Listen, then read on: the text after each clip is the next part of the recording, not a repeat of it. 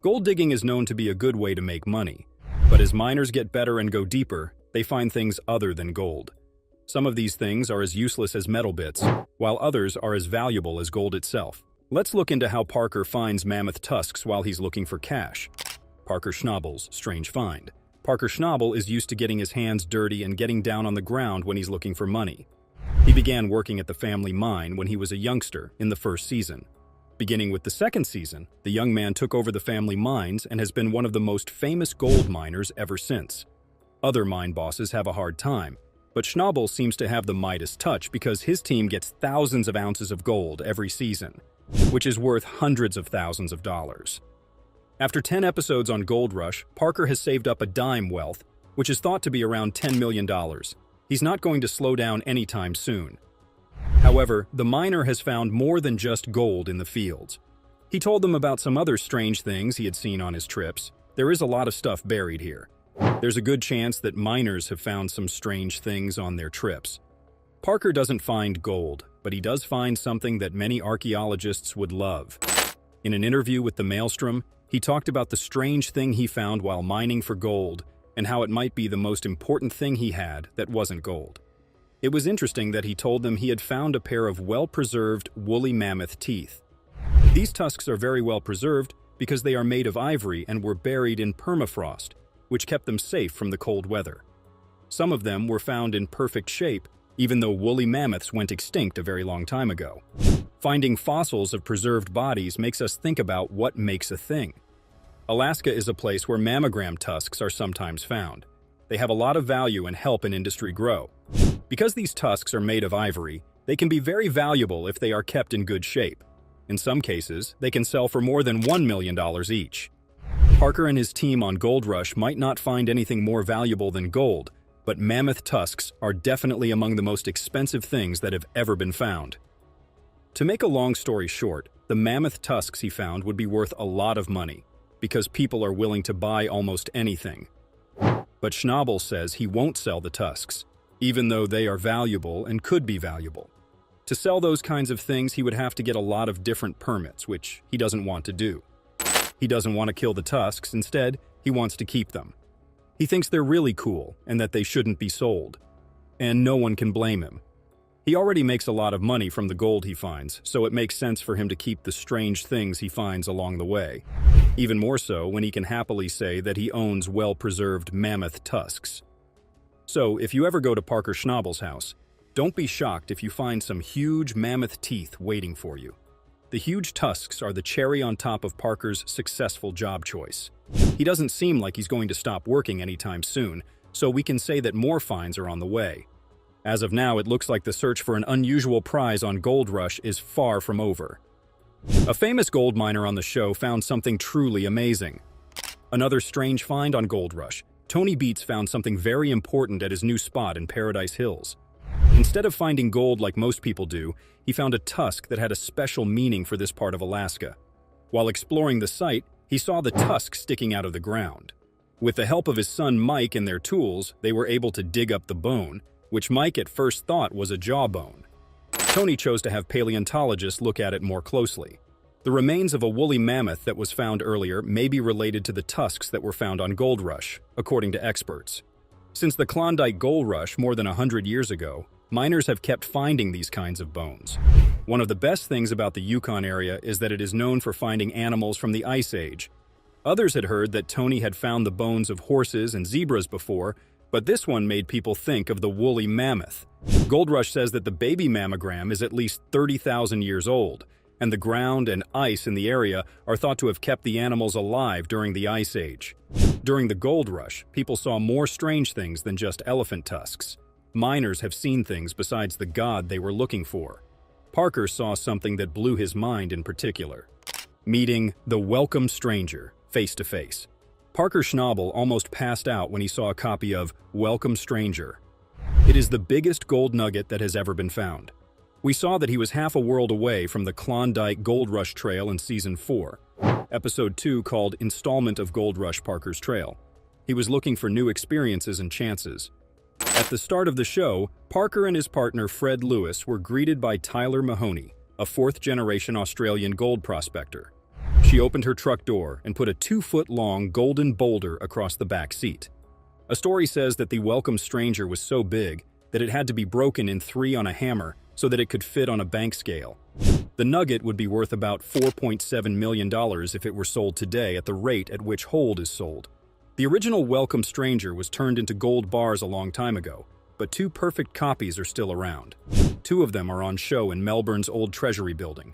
One is owned by Deason's descendants and is kept there. The one that was taken from Mahoney's truck is thought to belong to the Deason family. And column built in 1897 still stands in Mollyagle to mark the spot where the nugget was found. Parker and no other modern gold miner found it, so the question is, who made this huge find that even Parker couldn't believe it? The Victorian gold rush happened in the 1850s, when a lot of people with big dreams went to Victoria, Australia, to try to make money. They came from all over Australia and other places around the world. I felt very happy for a short time. Some people hit it big and were rich for life, but for most, they never got that rich. It was true for 2 Cornish miners on February 5, 1869. Luck did come their way. John Deason was born on Tresco in the Isles of Scilly. When he was 1 year old, his fishing father drowned, and the family moved to Pendeen in West Cornwall. In this place, he met Richard Oates, who would become his partner. In the 1851 census, both of them were working in the tin mines of Cornwall. It was 1853 when Mr. Deason moved to Australia, and a year later, Mr. Oates did the same thing to become a gold prospector. They went to Mollyagle in 1862 and made a living there for 7 years. Then, in 1864, they hit gold. They found the amazing thing that made history, a huge piece of gold wrapped in quartz that was hidden just below the surface of a slope called Bulldog Gully. Mr. Deason wrote that he tried to use the pick to pick up the rock, but the handle broke because it was so big. He then got a crowbar and dug the nugget out of the ground.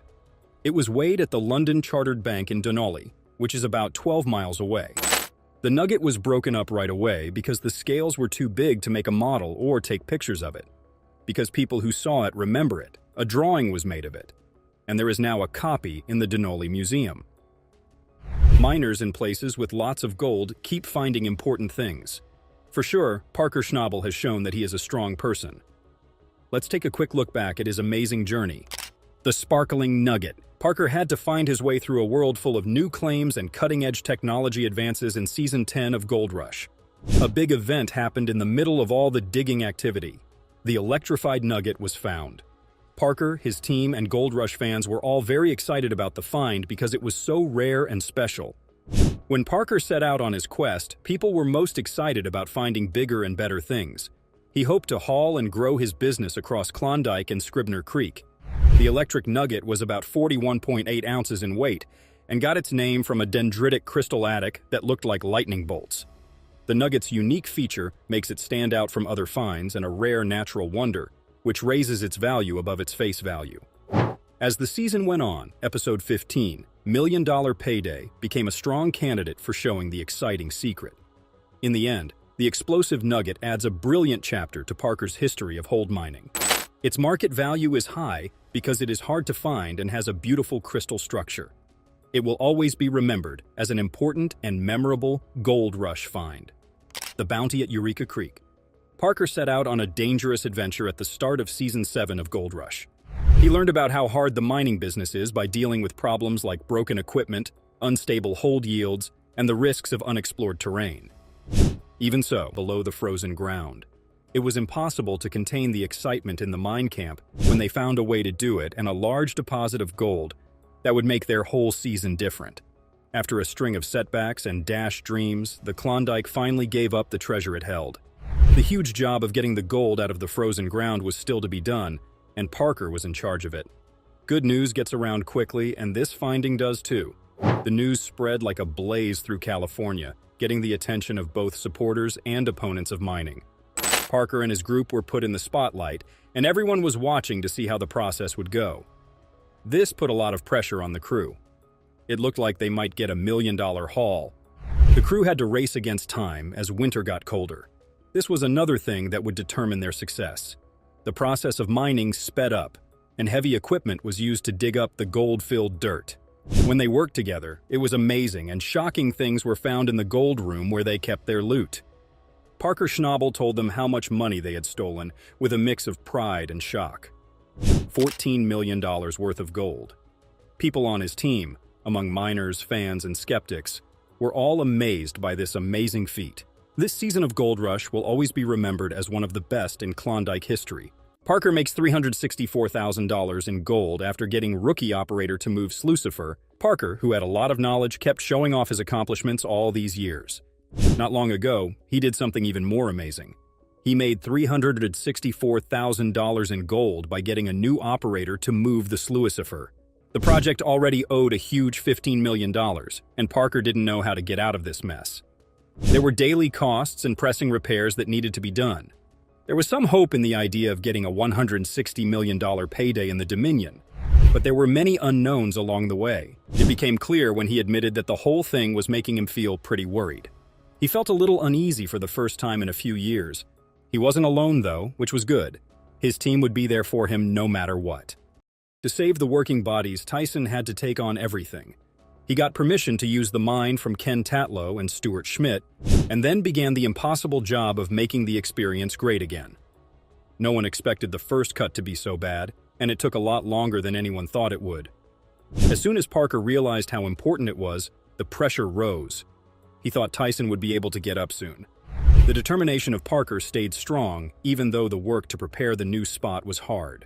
He went on to say that while he was getting El Dardo ready, he thought he had a lot of time. But when he was getting the next plant pad ready, he realized he didn't. As Parker dealt with the problems at El Dorado, everyone was left wondering if his unwavering determination would help him get through the tough times and find the gold stores that could make his mining project a success. Parker and Tyson were both involved in the El Dorado. Moving the wash plant at the El Dorado cut was a huge task that turned some important events in Tyson's life. They had everything they needed except time, because the process had to be done by a certain date. The due date for this job was Sunday, and if it was completed successfully, it would be able to stay alive. The plot jumbled up money problems, practical issues, and the almost constant search for the jackpot at Dominion into a mess of problems that needed to be carefully handled. The financial situation added another level of difficulty to the story.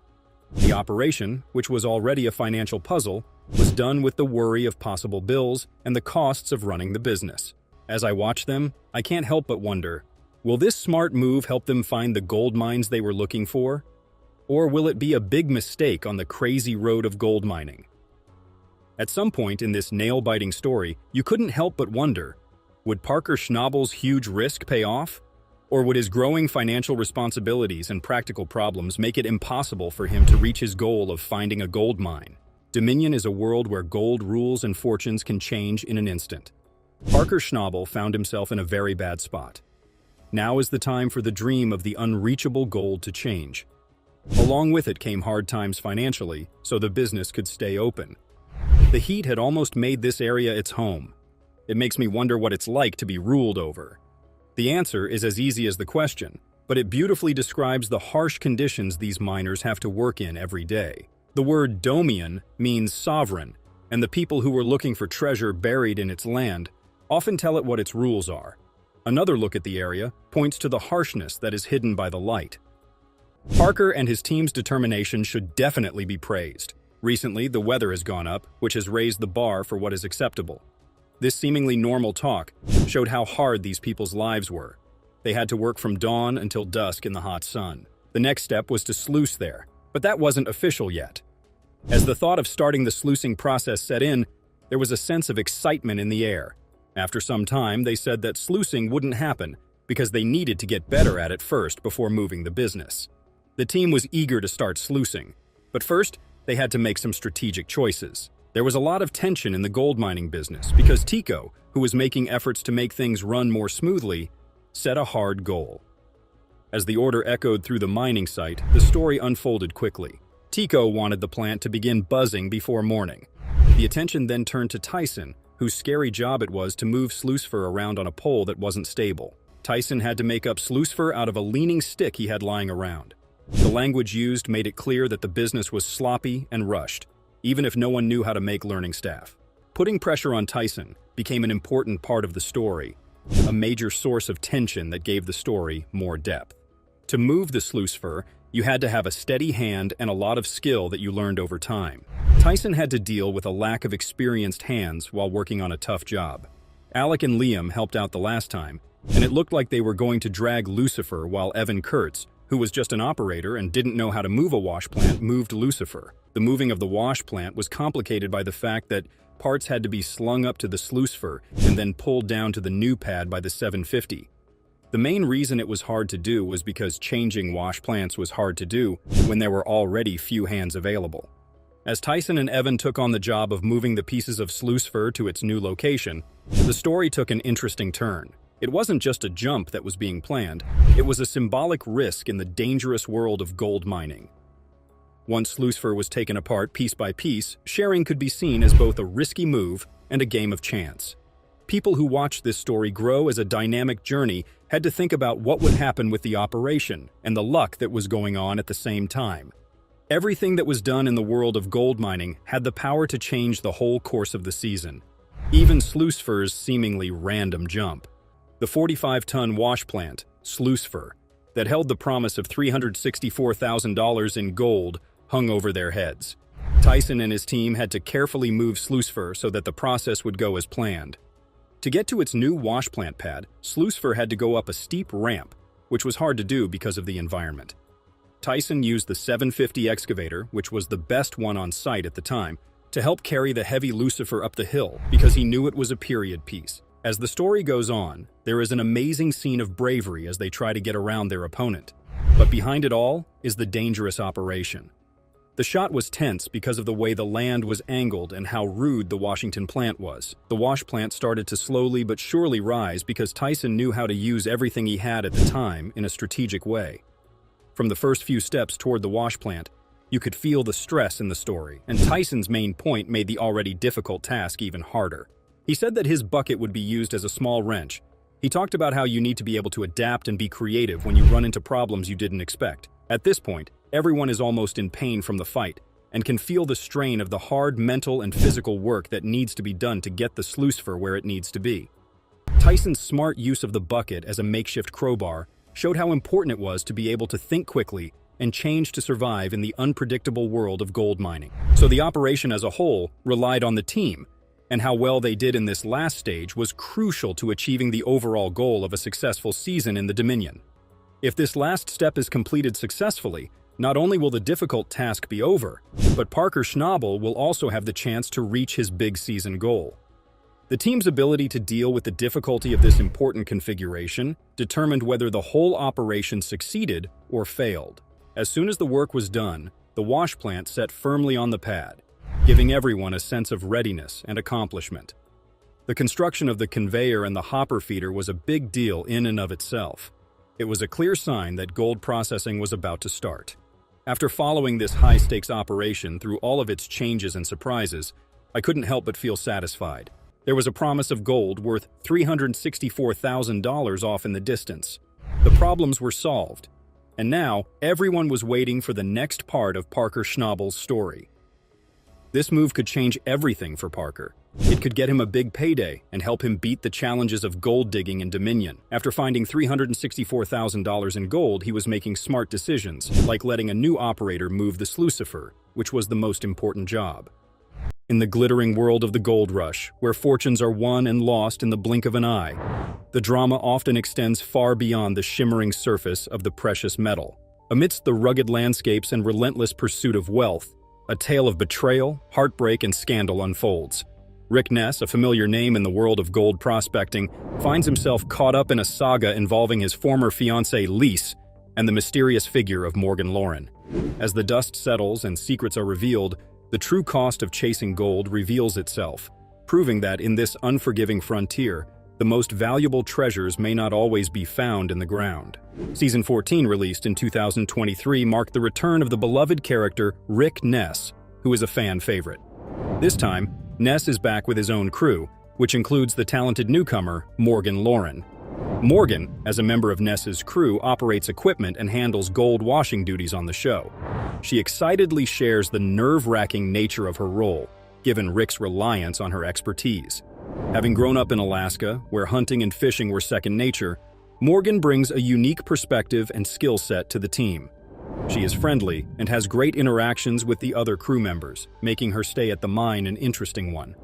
Morgan discovered her true passion in gold mining, leaving behind a decade-long career as an oil field equipment operator in Palmer, Alaska. Bravely taking the leap, she relocated to the Yukon to pursue her newfound calling. Morgan's unwavering dedication to her craft shines brightly as she eagerly embraces her new role, bringing her skills and enthusiasm to the nest claim featured on the show. Throughout the series, Morgan openly shares her aspirations, revealing her dream of one day owning her own mining claim. This goal is fueled by her profound love for gold washing and her comprehensive understanding of the necessary steps involved in the process. Certainly, Morgan is an active presence on Instagram, boasting a follower count of over 50K. In her Instagram bio, she describes herself as a full-time rocker and part-time adventurer, reflecting her adventurous spirit and passion for her work in the gold mining industry. She posts pictures of herself working at the mine and enjoying the beautiful scenery. This has earned her a good reputation as many Gold Rush fans like her pictures and support her new hustle. Her profile is adorned with numerous snapshots capturing her moments in nature, showcasing her deep love for the outdoors. There's a delightful friendship evident between Morgan and her claim boss Rick, as she even shared a photo of the two of them before her reality TV debut, playfully captioning it, "Let me tell you about my best friend." The news of Rick Ness's team welcoming a new member, Morgan Lauren, in Gold Rush Season 14, has ignited a wave of excitement and anticipation among the show's dedicated audience. Fans are buzzing with curiosity and enthusiasm as they eagerly await Morgan's appearance on the screen. Morgan Lauren is attractive, and her excitement makes fans speculate that she is perfect for Rick. Social media platforms are abuzz with discussions and speculations, reflecting the audience's anticipation for the upcoming season, and their overwhelming support for Morgan. As she embarks on this challenging and adventurous journey alongside Rick Ness and the crew, the audience's collective excitement is palpable, making the wait for the new season of Gold Rush even more thrilling. While she is not the first female to be taken in by Rick Ness, she has to be very cautious due to what had happened earlier. In Season 12, Rick Ness welcomed a new female member to his crew, marking the arrival of rookies like Leah Turnbull. Leah left a lasting impression right from her debut, albeit not in the way she had hoped. She had accidentally crashed an expensive truck into a silt pond. Despite the rocky start, her unforgettable entrance into the team has firmly planted her in the thoughts of Discovery viewers, making her a topic of conversation among the show's audience.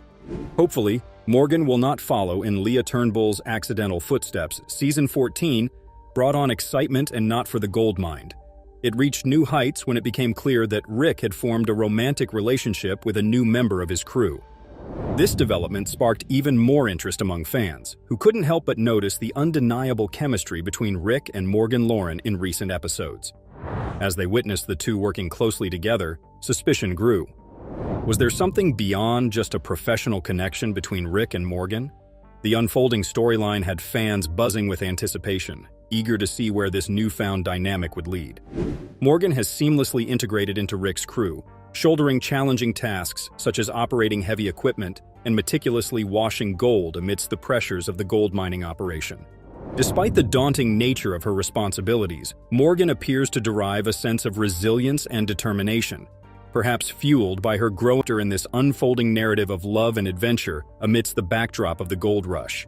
While Morgan has chosen not to publicly confirm her relationship status, her close bond with Rick has undoubtedly piqued the interest of Gold Rush enthusiasts. Similarly, Rick has neither confirmed nor corrected any speculation regarding his relationship with Morgan. As viewers observe the dynamics between Rick and Morgan, some may recall the introduction of Carla and Charlton to the Gold Rush audience back in 2018. Rick Ness's involvement with his crew members is not something that has just started. Rick is a dashing and attractive man, so he is bound to have flirtations with the young women who work for him. It might seem unprofessional, but Gold Rush fans are always anticipating the drama that comes with the mining. Carla has been a consistent presence, appearing in 52 episodes since her debut as a valued member of Rick Ness's team. Carla is an indispensable member of Rick Ness's team, wielding her expertise as a gold room operator and survival expert with excellence. Viewers were last treated to her presence in the Season 11 finale, where her interactions with Rick didn't escape the watchful eyes of dedicated fans.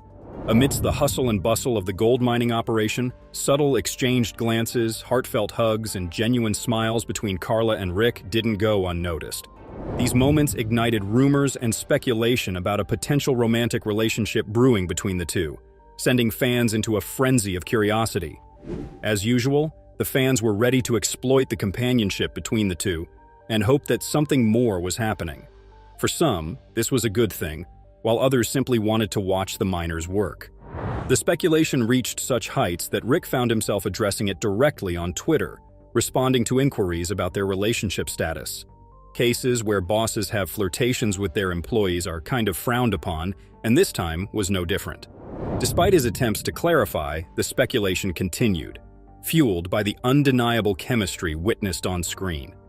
Fans, caught up in the drama and romance of it all, even humorously suggested that Rick should employ his gold mining skills to craft an engagement ring for Carla, highlighting the extent to which their imagined romance had captured the imagination of viewers. Imagine how beautiful of a wedding that would be. However, Rick made it clear from the beginning that his relationship with Carla was purely platonic, emphasizing that their bond is similar to that of siblings rather than romantic partners. Despite the fervent hopes of some fans, there exists no romantic entanglement between the two co-stars. Instead, their connection is rooted in a deep and abiding friendship. Rick's most recent romantic involvement was with Lise, a fellow co-worker on the show.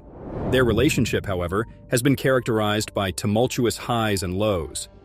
Rick and his former fiancée, Lise, navigated through a roller coaster of emotions, enduring multiple separations and reconciliations. When a beloved gold rush boss like Rick Ness finds himself caught in such a rocky relationship, the fans talk. It was therefore expected that fans would choose someone else for Rick to partner with. Rick's relationship with Lise took a very serious turn, as he showed that he was ready to cuff her. At one point, Rick proposed to her, a moment that Lee Marie shared online, capturing the excitement with a photo of the engagement ring, while she was still inside the jewelry store, symbolizing their journey of love and commitment amidst the challenges of their public personas. However, a few months later, Lise revealed that Rick had been unfaithful to her, which ultimately led to their breakup. Surprisingly, despite the betrayal, they found themselves back together during the holiday season, although their engagement was officially off. It was Lee Marie who shared the news with fans that Rick intended to return to Gold Rush for the upcoming season. Sadly, their reconciliation was short-lived, as the two later broke up again. Rick Ness is no exception to the recent series of drama events that have unfolded, involving him, his ex-fiancée Lise, and crew member Morgan Lauren. Just 3 weeks ago, Rick announced to the world that he was back with Lise. However, the celebration was short-lived. Just days after Valentine's Day, Lise took to Instagram to announce their breakup, accompanied by shocking accusations. Amidst the chaos, a new character emerged, Morgan Lauren, a new member of Rick Ness's crew in Season 14. Rumors circulated that Morgan and Rick might have been romantically involved, adding another layer of intrigue to the unfolding drama. The story took an unexpected turn when Lise publicly criticized Morgan Lauren on her Instagram account. Lise expressed her frustration, claiming that Morgan had been spreading negativity about her through texts and social media. Lise's post included screenshots of the alleged conversations, painting Morgan as a clout-chasing troublemaker.